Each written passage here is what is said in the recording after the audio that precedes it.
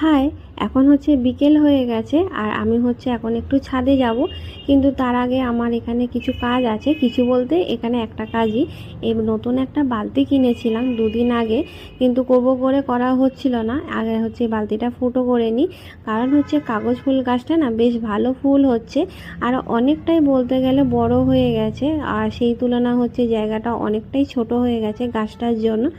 তাই ভাবলাম যে গাছটার জন্য জায়গাটা একটু পরিবর্তন করে দিই। আর এখন তো অনেক রোদ ওঠে আর বলতে গেলে গাছে গোড়ায় তেমন মাটিও নেই, তাই ভাবলাম যে একটু মাটি দিয়ে আর একটু সার দিয়ে হচ্ছে গাছের জায়গাটা একটুখানি পরিবর্তন করে দেবো। আর এখানে হচ্ছে সব রকম আমি সার নিয়ে নিয়েছি, তবে সব কটাই হচ্ছে জৈব সার, কোনোটাই রাসায়নিক না। আমি রাসায়নিক সার ব্যবহার করতে জানিও না বলতে গেলে, যেটুকু হচ্ছে ফোন দেখে দেখে ইউটিউব দেখে আমার শেখা। তো এখন হচ্ছে এত রোদ না, দুবেলা তো হচ্ছে গাছে জল দিই, কিন্তু তারপরেও যে গাছের গোড়া এতটা